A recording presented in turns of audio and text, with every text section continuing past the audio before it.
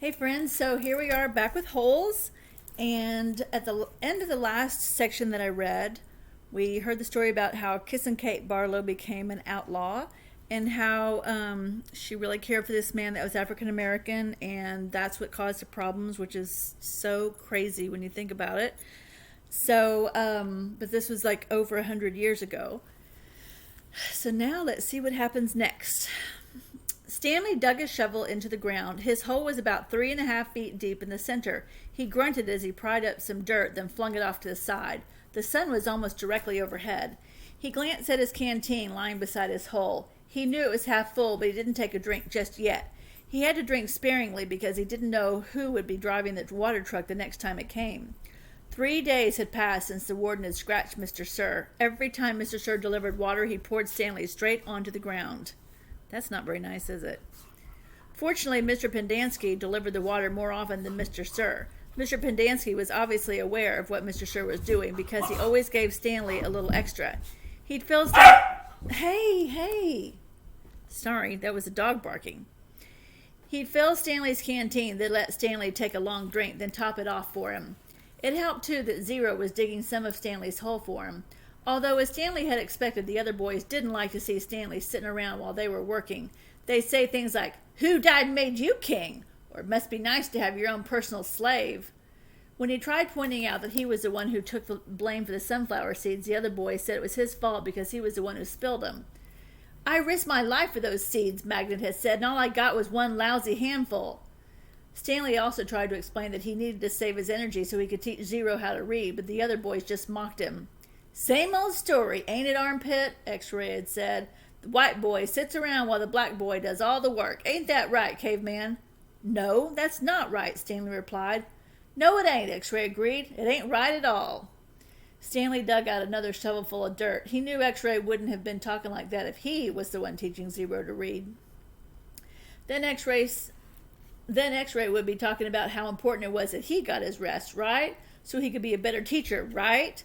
And that was true. He did need to save his strength so he could be a better teacher, although Zero was a quick learner. Sometimes, in fact, Stanley hoped the warden was watching them with her secret cameras and microphones so she'd know that Zero wasn't as stupid as everyone thought. From across the lake, he could see the approaching dust cloud. He took a drink from his canteen, then waited to see who was driving the truck. The swelling on Mr. Sher's face had gone down, but it was still a little puffy.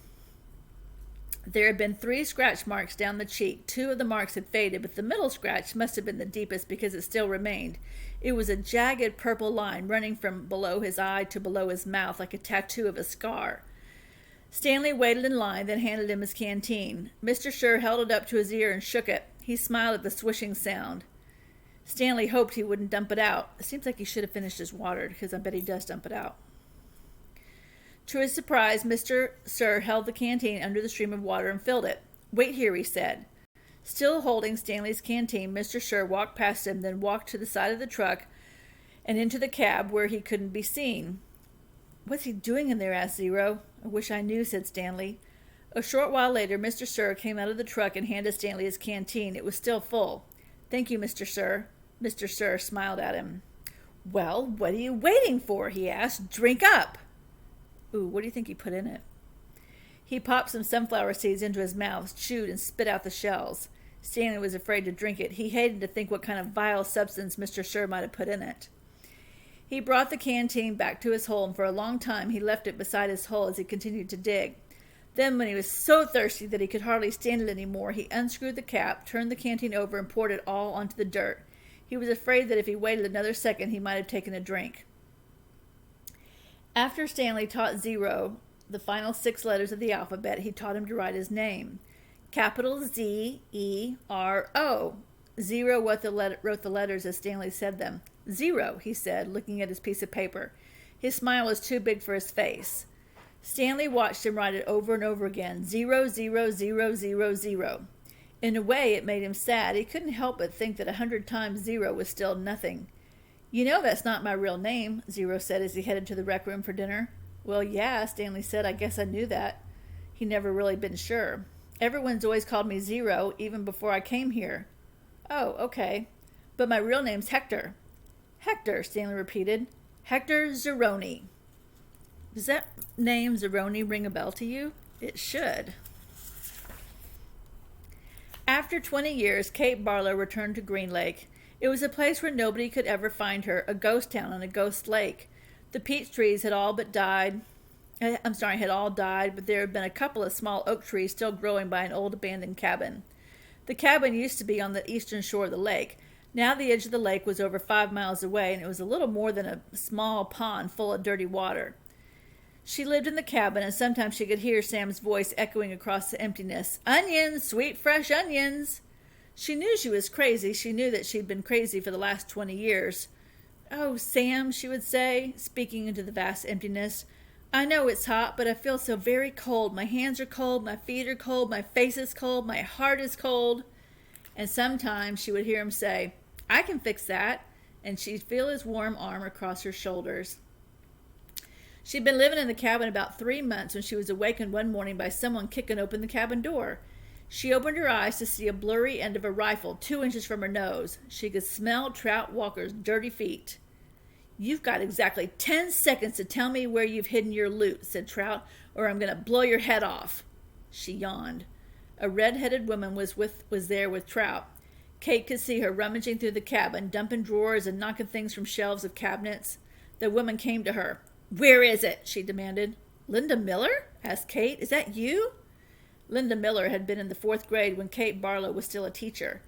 She had been a cute, freckle-faced girl with beautiful red hair. Now her face was blotchy and her hair was dirty and scraggly. It's Linda Walker now, said Trout. Oh, Linda, I'm so sorry, said Kate. Trout jabbed her throat with the rifle. Where's the loot? There is no loot, said Kate. Don't give me that, shouted Trout. You've robbed every bank from here to Houston. You better tell him, said Linda. We're desperate. You married him for his money, didn't you? Asked Kate. Linda nodded. But it's all gone. It dried up with the lake. The peach trees, the livestock, I keep thinking, it has to rain soon. The drought can't last forever. But it just keeps getting hotter and hotter and hotter. Her eyes fixed on the shovel, which was leaning up against the fireplace. She's buried it, she declared. I don't know what you're talking about, said Kate. There was a loud blast as Trout fired his rifle just above her head. The window behind her shattered. Where is it buried? He demanded. Go ahead and kill me, Trout, said Kate. But I sure hope you like to dig, because you're going to be digging for a long time. It's a big, vast wasteland out there. You and your children and their children can dig for the next 100 years, and you'll never find it. Linda grabbed Kate's hair and jerked her head back.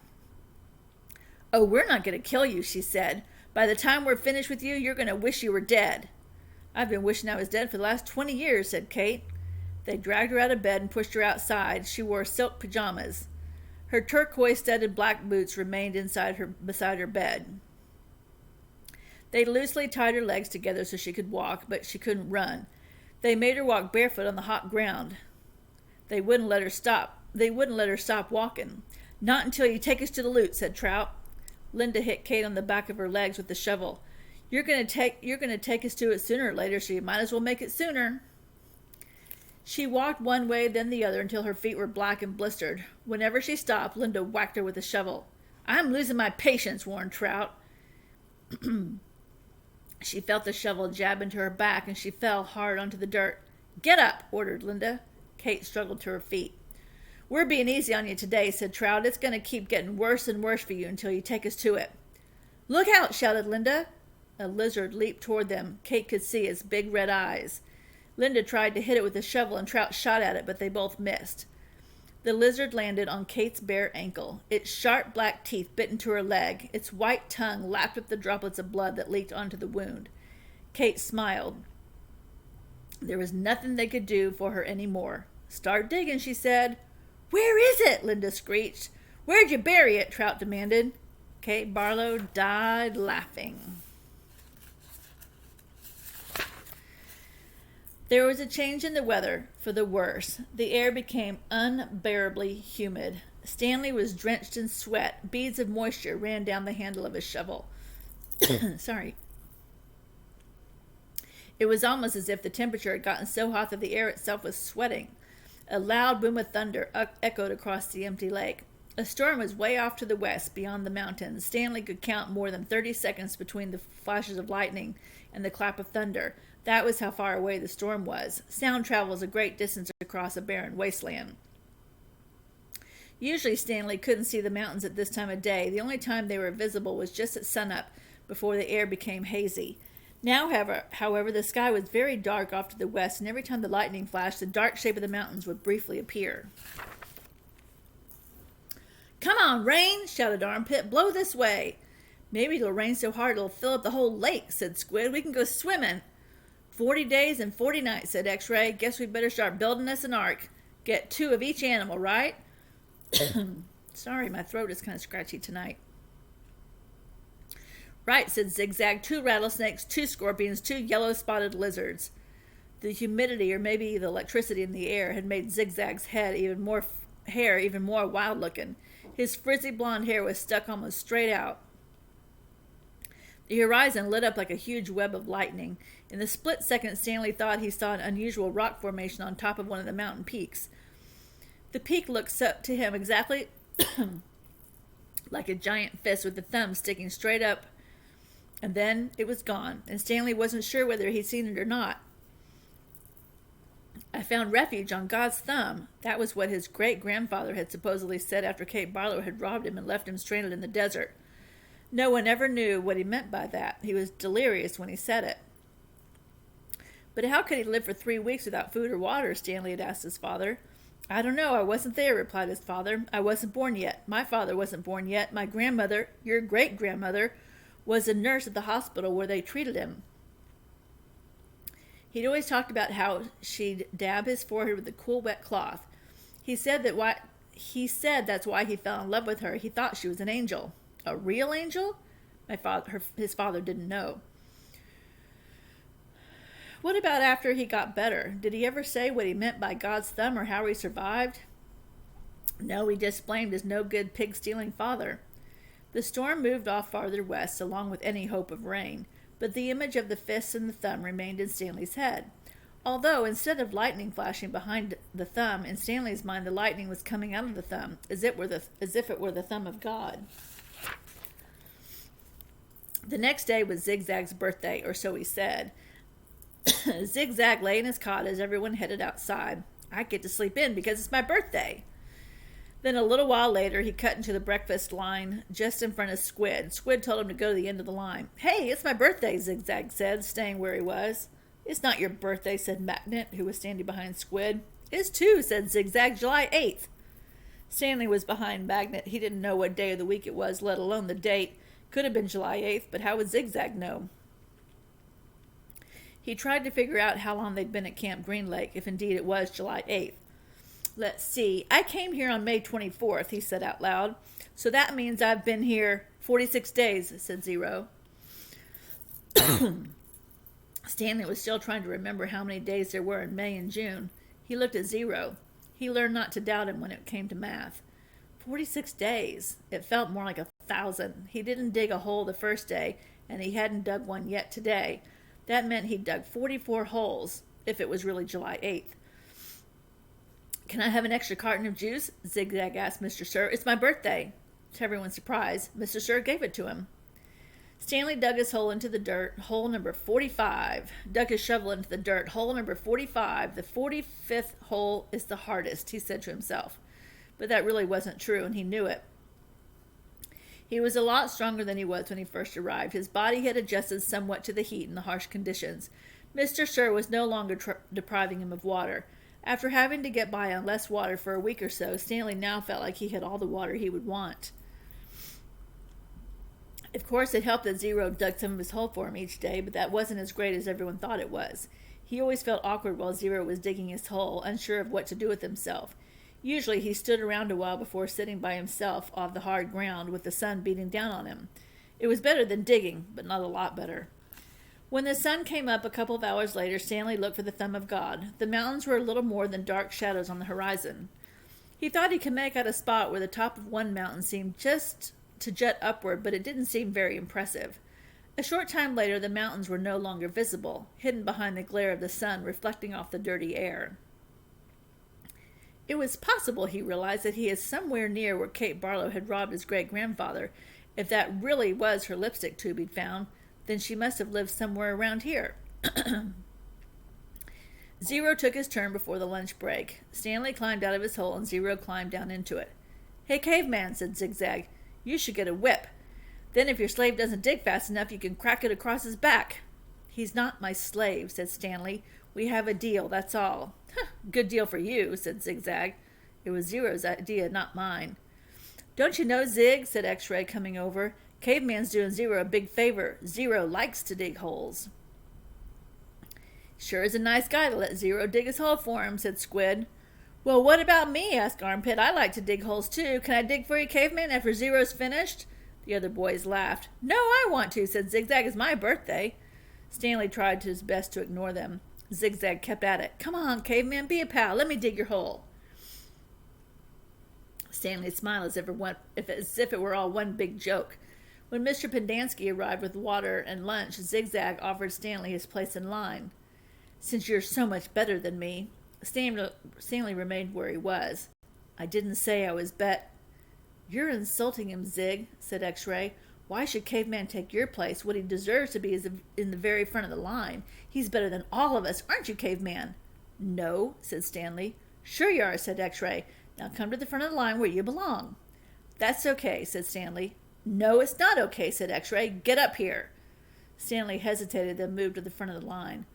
"Well, this is a first," said Mr. Pendanski, coming around this side of the truck. He filled Stanley's canteen and handed him a sack lunch. Stanley was glad to get away. He sat down between the hole and Zero's. He was glad that he'd been digging his own hole for the rest of the day. Maybe the other boys would leave him alone. Maybe he shouldn't let Zero dig his hole for him any more, but he needed to save his energy to be a good teacher. He bit into a sandwich which contained some kind of meat and cheese mixture that came in a can. Just about everything at Green Lake came in a can. The supply truck came once a month. He glanced up to see Zigzag and Squid walking toward him. "I'll give you my cookie if you let me dig your hole," said Zigzag. Squid laughed. "Here, take my cookie," said Zigzag, holding it out to him. "No, thanks," said Stanley. Come on, take my cookie," said Zigzag, sticking it in his face. "Leave me alone," said Stanley. "Please eat my cookie," said Zigzag, holding it under Stanley's nose. Squid laughed, and Stanley pushed it away. Zigzag pushed him back. "Hey, don't push me." "I didn't." Stanley got to his feet. He looked around, and Mr. Pendanski was filling Zero's canteen. Zigzag pushed him again. "I said, don't push me." Stanley took a step backward, carefully avoiding Zero's hole. Zigzag kept after him. He shoved Stanley and said, "Quit pushing." "Lay off," said Armpit as he, Magnet, and X-Ray joined them. "Why should he?" snapped X-Ray. "Caveman's bigger. He can take care of himself." "I don't want any trouble," Stanley said. Zigzag pushed him hard. "Eat my cookie," he said. Stanley was glad to see Mr. Pendanski coming toward them along with Zero. "Hi, Mom," said Armpit. "We're just fooling around." "I saw what was going on," Mr. Pendanski said. He turned to Stanley. "Go ahead, Stanley," he said. "Hit him back. You're bigger." Stanley stared at Mr. Pendanski in astonishment. "Teach the bully a lesson," said Mr. Pendanski. Zigzag hit Stanley on the shoulder with his open hand. "Yeah, come on, teach me a lesson," he challenged. Stanley made a feeble attempt to punch Zigzag. Then he felt a flurry of fists against his head and neck. Zigzag had hold of his collar with one hand and was hitting him with the other. The collar ripped and Stanley fell backward into the dirt. "That's enough," Mr. Pendanski yelled. It wasn't enough for Zigzag. He jumped on top of Stanley. "Stop!" shouted Mr. Pendanski. The side of Stanley's face was pressed flat against the dirt. He tried to protect himself, but Zigzag's flat fist slammed into his arms and pounded his face into the ground. All he could do was wait for it to be over. Then suddenly Zigzag was off him. Stanley managed to look up, and he saw that Zero had his arm around Zigzag's neck. Zigzag made a gagging sound as he desperately tried to pry Zero's arm off him. "You're going to kill him!" shouted Mr. Pendanski. Zero kept squeezing. Armpit charged into them, freeing Zigzag from Zero's chokehold. The three boys fell to the ground in different directions. Mr. Pendanski fired his pistol into the air. The other counselors came running into the office. From the office, the tents, or out on the lake. They had their guns drawn, but holstered them when they saw the trouble was over. The warden walked over from her cabin. There was a riot, Mr. Pendanski told her. Zero almost strangled Ricky. The warden looked at Zigzag, who was still stretching and massaging his neck. Then she turned her attention to Stanley, who was obviously in the worst condition. What happened to you? Oh, nothing. It wasn't a riot. Ziggy was beating up the caveman, said Armpit. Then Zero started choking Zigzag, and I had to pull Zero off of Zigzag. It was all over before Mom fired his gun. Well, they just got a little hot, that's all, said X-Ray. You know how it is in the sun all day. People get hot, right? But everything's cool now. I see, said the warden. She turned to Zigzag. What's the matter? Didn't you get a puppy for your birthday? Zig's just a little hot, said X-Ray. Out in the sun all day. You know how it is. The blood starts to boil. Is that what happened, Zigzag? Asked the warden. Yeah, said Zigzag. Like X-Ray said, working so hard in the hot sun while Caveman just sits here doing nothing. My blood boiled. Excuse me? Said the warden. Caveman digs his holes just like everyone else. Zigzag shrugged. Sometimes. Excuse me? Zero's been digging part of Caveman's hole every day, said Squid. The warden looked from Squid to Stanley to Zero. I'm teaching him to read and write, said Stanley. It's sort of a trade. The hole gets dug, so what does it matter who digs it? Excuse me? Said the warden. Isn't it more important for him to learn to read? Stanley asked. Doesn't that build character more than digging holes? That's his character, said the warden. What about your character? Stanley raised and lowered one shoulder. The warden turned to Zero. Well, Zero, what have you learned so far? Zero said nothing. Have you just been digging Caveman's hole for nothing? The warden asked him. Well, he likes to dig holes, said Mr. Pendanski. Tell me what you learned yesterday, said the warden. Surely you can remember that. Zero said nothing. Mr. Pendanski laughed. He picked up a shovel and said, You might as well try to teach the shovel to read. It's got more brains than Zero. It's so rude, isn't it? I can't believe that. An adult said that. The AT sound, said Zero. The at sound, repeated the warden. Well, then tell me, what does k-at spell? Zero glanced around uneasily. Stanley knew he knew the answer. But Zero didn't like answering questions. Cat, Zero said. Mr. Pendanski clapped his hands. Bravo, bravo, the boy's a genius. F-at, asked the warden. Zero thought a moment. Stanley hadn't taught him the F sound yet. F? Zero whispered. F at fat. How about H-A-T? Asked the warden. Stanley hadn't taught him the H sound either. Zero concentrated hard and said, Chat? All the counselors laughed. He's a genius, all right, said Mr. Pendanski. He's so stupid he doesn't even know he's stupid. God, that's so mean. Ugh, I can't believe it. Stanley didn't know why Mr. Pendanski seemed to have it out for Zero. If Mr. Pendanski only thought about it, he'd realize it was very logical for Zero to have think that the letter H had the CH sound. Okay, from now on, I don't want anyone digging anyone else's hole, said the warden, and there's no more reading lessons. I'm not digging another hole, said Zero. Good, said the warden. She turned to Stanley. You know why you're digging holes? Because it's good for you. It teaches you a lesson. If Zero digs your hole for you, then you're not learning your lesson, are you? I guess not, said Stanley, although he knew they weren't digging just to learn a lesson. She was looking for something that belonged to Kissin' Kate Barlow. Why can't I dig my own hole but still teach Zero to read? He asked. What's wrong with that? I'll tell you what's wrong with that, said the warden. It leads to trouble. Zero almost killed Zigzag. It causes him stress, said Mr. Pendanski. I know you mean well, Stanley, but face it, Zero's too stupid to learn to read. That's what makes his blood boil, not the hot sun. I can't believe the guy keeps saying this. It's terrible. I'm not digging another hole, said Zero. Mr. Pendanski handed him the shovel. Here, take a Zero. It's all you're ever going to be good for. Good grief. Zero took the shovel. Then he swung it like a baseball bat. The blade smashed across Mr. Pendanski's face. His knees crumbled beneath him. He was unconscious before he hit the ground. The counselors all drew their guns. Zero held the shovel out in front of him, as if he were going to try to bat away the bullets.